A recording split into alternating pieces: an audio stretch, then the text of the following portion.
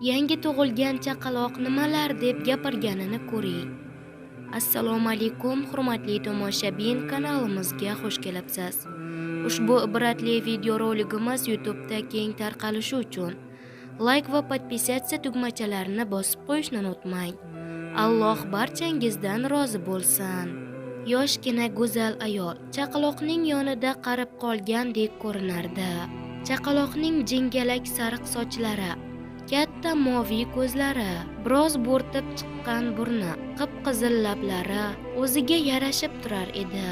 Ayol uning mayin, yumshoq ipakdek yuzlaridan o'pib, jannat iforini tuymoq istagida unga engashdi.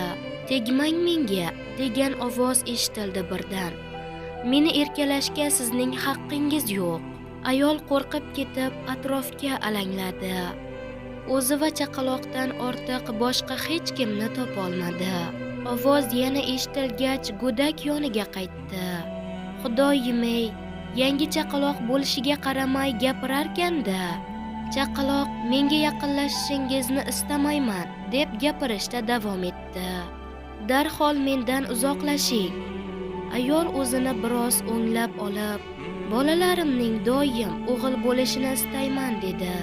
"Ular ham yaxshi, lekin qiz bola boshqacha-da. Shuning uchun seni o'pib, erkalatishni istayman."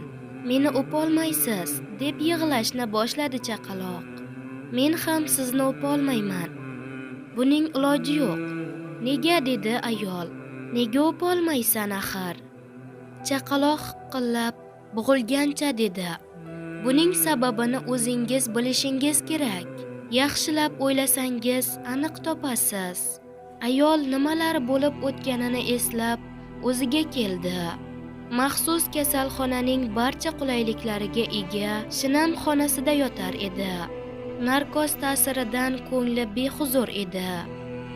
Oilasining yaqin do'stlaridan bo'lgan yosh shifokor unga bir dasta gul uzatdi.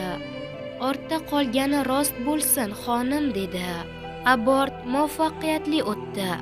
Ha, aytgancha oldirganingiz qiz bola ekan."